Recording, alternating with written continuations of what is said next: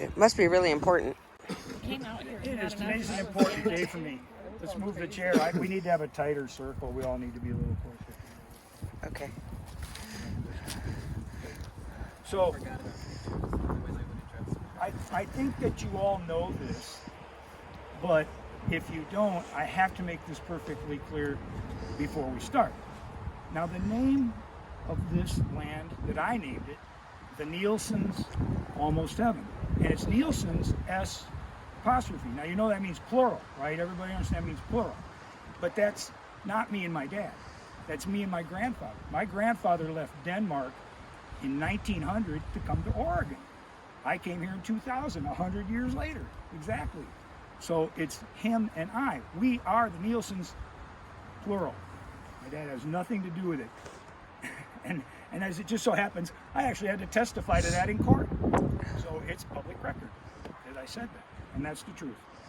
Okay, that aside, we owe everything I do, and if you like it here and you like what's going on, we owe everything to my dad.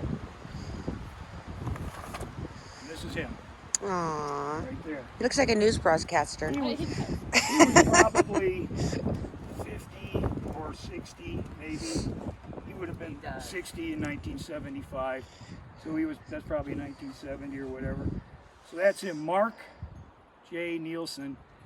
And it's through his sacrifices and the things that he did that allowed us to be here doing what we're doing now. Well, I wanted to show you another picture real quick too.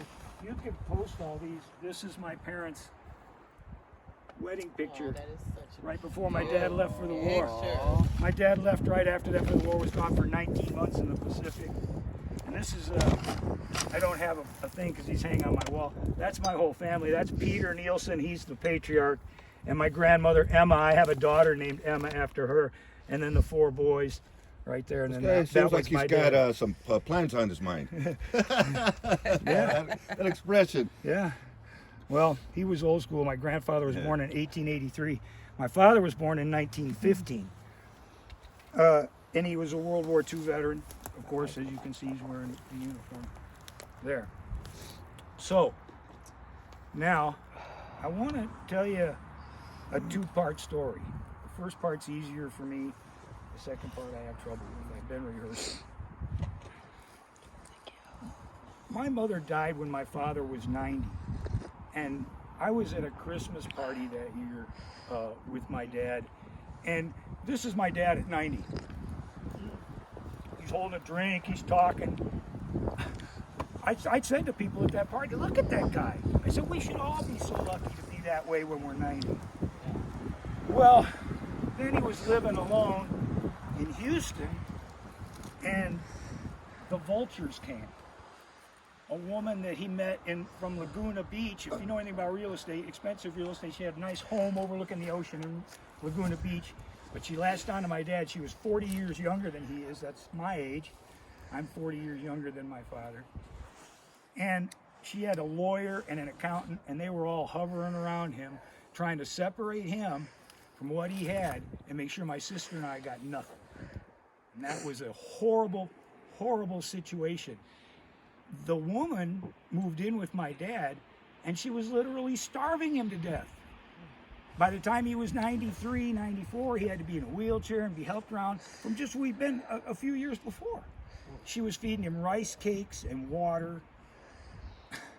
That's about it. It was a sad situation. My sister and my brother-in-law, God bless them both, have a job where they can dictate when they work and how much they work. And they've made a lot of money. And they were able, I'm tied here. You guys know I can't leave here.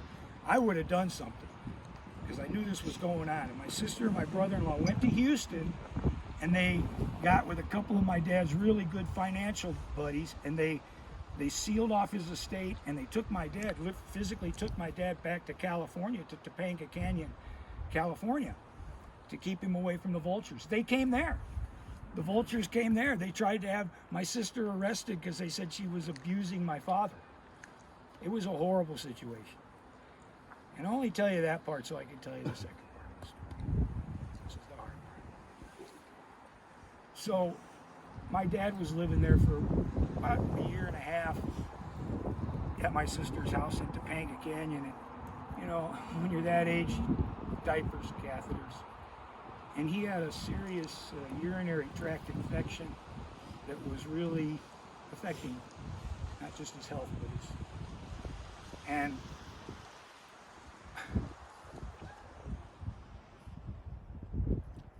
one day, my sister called me here and she said I needed to come there because my dad was in a coma.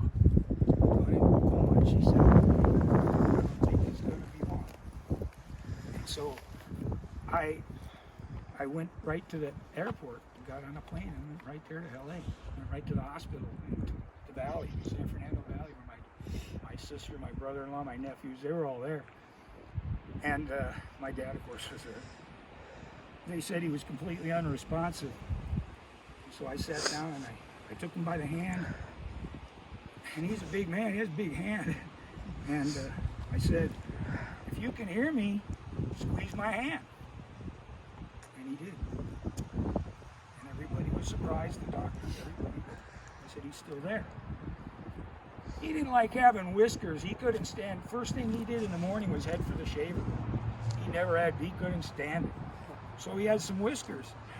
we all noticed. And, you know, we had a good afternoon there, you know, and my nephew shaved him, made him look all smooth and that. And we stayed until like 10 o'clock, whatever they told us the visitors had to go.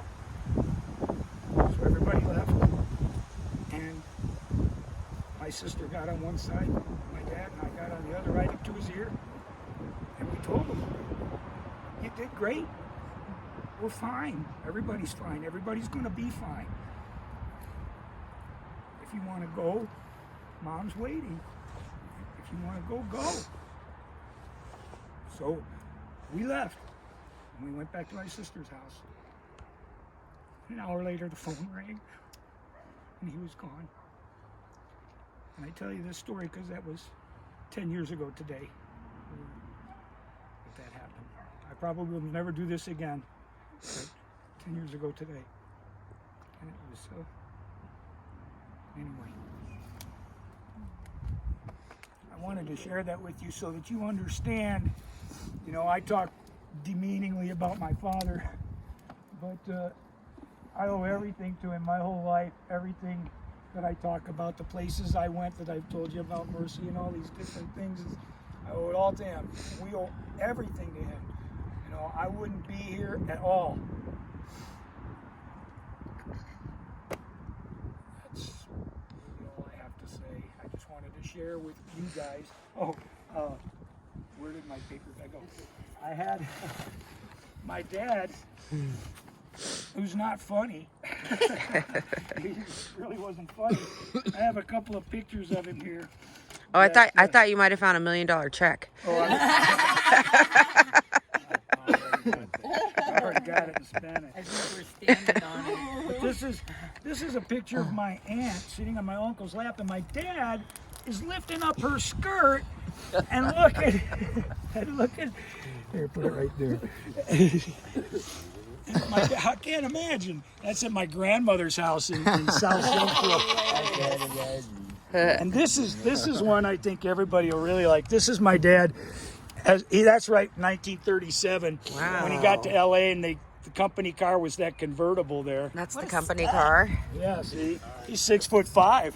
He was played football at Washington State. Oh. And this is my dad when he was 90. Oh, wow. See, I told you. Oh, get that picture. Wow. Yeah, I'd like you guys to take a good look at the pictures because that's, for me, that's what it's all about all the time. They're on these pictures hang on my wall. He couldn't come. Oh, yeah. It's baby sleeping. Oh, the baby sleeping. The baby Amazing, sleeping. huh? But Kip would have been with me. But Yes. He will want